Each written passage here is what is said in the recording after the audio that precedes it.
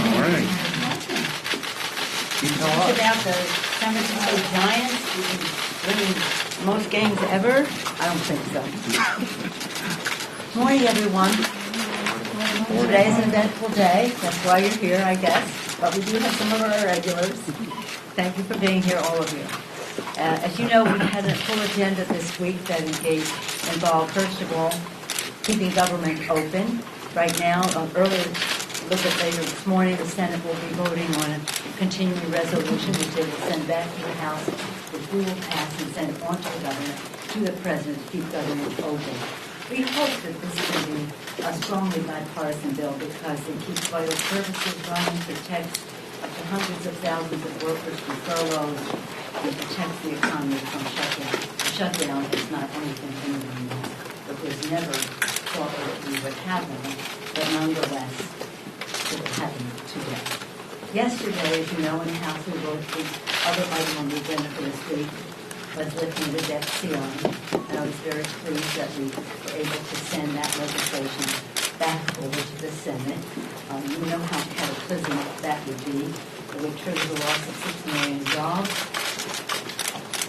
$15 trillion in household wealth, 4% decline in GDP, and massively increased costs. And if you have a car loan, a home mortgage, a credit card bill, all of your interest rates would go up. And I'm worried about that across the kitchen tables across America. Only 3% of the debt that we are talking about here is incurred under the Biden administration. And this is about, not as a report, this is about paying the bills. The way we have to pay the credit card bill, so does America. As I said to you before, the 14th Amendment says full pay for the President of the United States of America should not be in doubt. For some reason, we put ourselves in a situation to vote on this each year. We'll have to examine that process. But for now, yesterday, I was very proud of the members.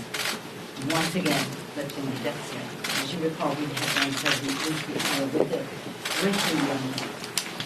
continuing resolution to keep government open, and 100% of the House Democrats, and then 100% of the House Democrats voted. The Democrats voted for it, the Republicans voted against it. 100% of Republicans in the Senate voted against lifting the debt ceiling and keeping government open, even though many of them in the House and the Senate had families in their districts suffering from Hurricane Ida. Many of them wanted to help the families with refugees in our country. Nonetheless, I thought it was a good idea to vote no. Hopefully today on this bill, we will vote yes. And I'm hoping that it will be a very positive bill. So now you've come here about what else comes next. We have 2 items that were, the bipartisan infrastructure bill here, and of course the reconciliation. I just told my leadership that the reconciliation bill was a combination of service in Congress. It was about the children, their health, education, the economic security of their families, a clean, safe environment in which they could thrive, and of course the war, the peace in which they could succeed. This is about the domestic first world conflict. So we move all doubt in anyone's mind that we will not have a reconciliation. We will have a reconciliation bill, that is for sure. Today's question is about, we are proceeding in a very positive way to bring up the bill of the debt, to do so in a way that can win. And so far, so good for today, going in a positive direction. It's impossible, though, to persuade people to vote for the bill without the reassurances that the reconciliation bill will occur, and it will. And that we cannot, because of rules of the Senate in terms of parliamentarian having to pass on any bill before it comes to the floor and passing the language, we cannot really guarantee what I hope in terms of having a more legislative form, but nonetheless, the framework that it pleases, it's okay with the President of the United States, who has this vision for our country. As I've told you before, he said, I want to work on a bipartisan bill infrastructure, but I will not confine my vision for America to what is in there. We have to build back better, and to do so in a way that honors our climate goals, honoring our responsibility to our children to convey this planet in a responsible way. That does so that respects the needs of not needs, the opportunities for working families, for issues. So all jobs in technology, jobs for women in the workplace, dads who may need home help. So in all the things, child tax credit, child tax care, child care issues that relate to universal pre-K, home health services. You have a senior person with disabilities in your home. Some of you know this, you hear it every time you come here, but I just want to make sure that we reinforce as to why this is important, because it's jobs for women, it's jobs for people who have been previously underrepresented, build that better. So when you build the infrastructure of America, you're doing so for the workforce that has workforce development and be involved in those decisions.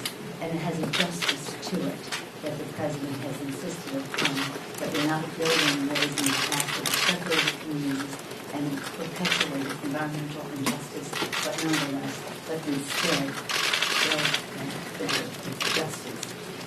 And then, of course, the health care issues, which are so important, essential Medicaid, strengthening the Affordable Care Act, expanding benefits for Medicare, all of that as part of the health piece, and those are jobs as well. So, again, I think we're in a good place right now. We're making progress. I can't stay here too long because I have to deal with step by step with this, but I'm only envisioning taking it. Madam Speaker, I don't have to tell you, you've got a Senate problem on your hands. Joe Manchin said last night that the reconciliation bill is a definition of fiscal insanity. He talked about vengeful taxes. Does that sound like someone who's open to further negotiation? And how do you get something pre-conference how do you move forward with that on the other side of the Democratic Party? Well, we're talking about substance. We're not talking about rhetoric, and we're not even talking about dollars. We're talking about what is important in the legislation. Where can we find our common ground? If I paid attention to everybody's public statements, oh my goodness, even some that maybe inadvertently were not quite on point. But he said some other things after that said I'm for reconciliation. And did you see that? Is he saying something privately then to you or to the president that gives you more hope that that can move forward? I'm going to talk to you about my conversations with Joe Manchin and give you promise not to tell anyone. I'll actually keep it to myself. I think that Joe Manchin is a great member of Congress. We're friends, Italian Americans, Catholic. We have shared values. I have enormous respect for him. One of the joys of my service in Congress was to work with him to make sure we had the health benefits and pension benefits for our minds. Not that I think being whole is anything but, well, no one wants about that. But I do believe in the work with during the use of the rest, and we did that at the end of last year, working together. So we have our common ground. Just to clarify your intentions on this vote today, are you planning on delaying this vote if you do not have enough votes to pass this on the floor? I do not plan on not doing anything. I plan on moving forward in a positive direction. We don't have to think that this is the path we're on. It's not a fork in the road and a view. It's a path that we're on. And right now, as I said, we have a great morning, lots of conversations as we come to. Let me just tell you that negotiating the end, and you never have to do it. You cannot hide. You cannot concede. This is the point. Was it September 27th date? Was that a problem negotiating that September 27th date? Was that a mistake to agree to that with the moderate members? Well, it's important to note that in the reason we could agree to that is because in the bill is all of the authorization for highway I would say ranking the rest of them. So our best interest is served by passing this bill. Okay, Good what do morning. you got? Thank you. I'm not going to ask you about the Giants, but maybe we'll talk later. So when you Don't take blue from any mistake. That's Dodger blue right there. Dodger blue. So when you talk about these concerns, and I know Garrett asked you about Senator Manchin, but when Senator Sanders says, well, I think they will blow up the bill on the floor today, the progressives say they got 50 votes here. What do you say to the left of your caucus and the moderate centrists in your caucus to get them together when both feel that things haven't gone the way they want? We're on a path to have something that I can say to my colleagues with integrity and certainty is the path we're on. And in terms of timing the rest, I wish we had more time, I would say that.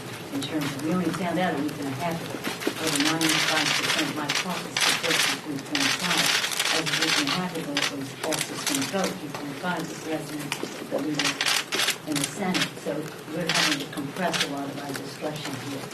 But I can't say anything to them until we have an agreement. When I say I mean the President, the Senate, we have to have an agreement together.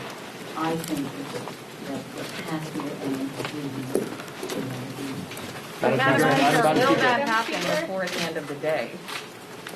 that is the plan.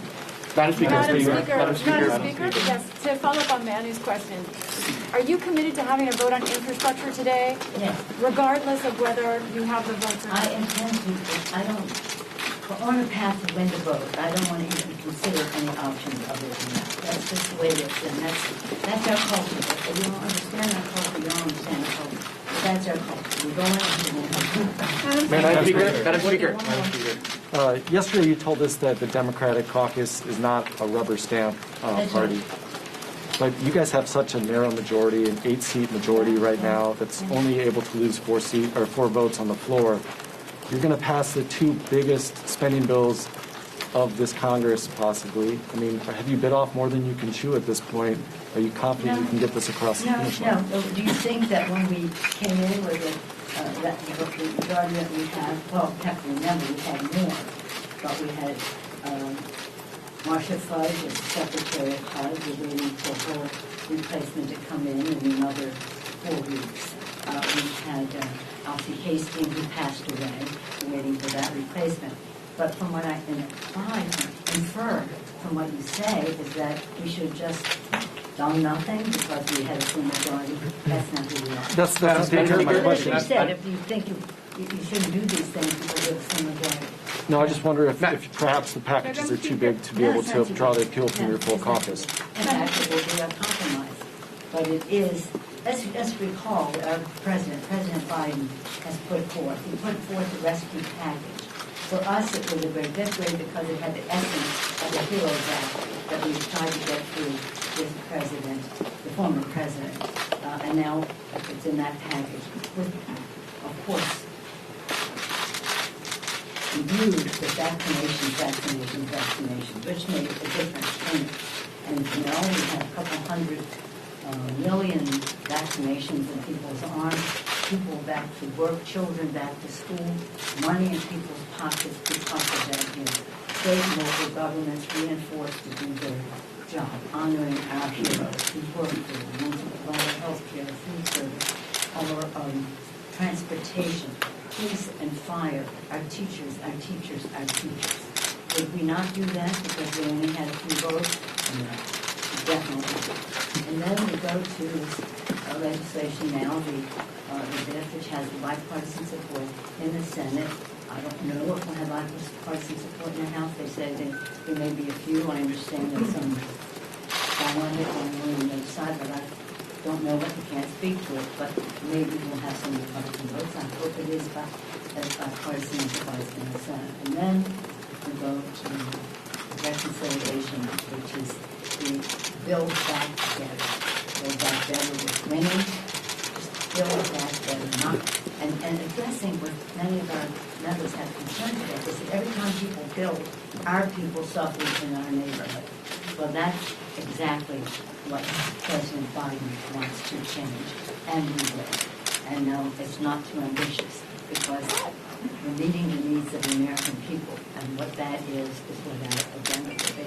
Madam Speaker. Madam Speaker, please Oh, come in. you? Yes, me. You said I this is. didn't recognize you when I met. Well, I just took it off so you could hear me better. You said this is the culmination of your time in Congress. I mean, are you trying?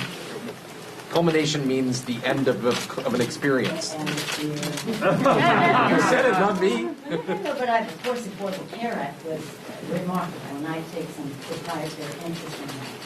But in terms of finally seeing a time that we can think in a large way about our children, our people with disabilities, our moms. Yeah, I'm a mom with 5 children. When I was young and was raising my children, people don't know this is a challenging job. Even one child or 2. I didn't wash my face some days. But the fact is that we have to, if we're going to be really building back better, we have to give women the opportunity to work in the workplace. And that's about child care, home health care, universal pre-K, family medical, and like that. And other countries, most of those countries have that. We don't, we will.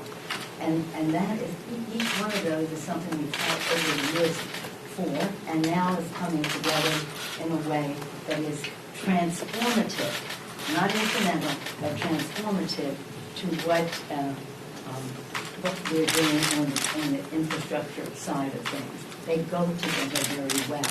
And then when we talk about the planet, when I was Speaker the first time, kind of was my Dr. Richard when I came in. President Bush was president, and we did not, with him, we passed the biggest energy bill in the history of our country, the energy bill of 2007. He wanted nuclear, I wanted renewables. We had a big celebration to sign the bill. And President Obama used as authorities in that bill to sign this executive order. So that we take it to this place now, and this legislation is about jobs. Good jobs, preeminent in the world in green technologies, addressing the health issues of clean air, clean water for our children, the issues of, as I've said to you before, about national security globally, where migrations occur because of drought and famine and natural disasters, so people are competing for habitat and resources, and of course our moral responsibility for our children. So it has so many, so they have that. And then health care, as I said, the Affordable Care Act. I take great pride and courage of the House Democrats and Senate for passing that legislation, and we will strengthen it in this bill. And part of the Affordable Care Act was the expansion of Medicaid, which we will have in this bill.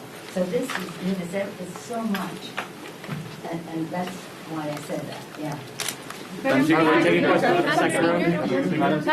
Thank you all very much. It's going to be a eventful day. Perhaps I'll see you along the way. Hi. Madam Speaker. Madam Speaker, I have a question about the government funding Madam and the debt Speaker, ceiling. Madam Speaker, I have a comment about your meeting with the President of Angola, please. Would you please comment with us, your meeting with the President of Angola? You could ever do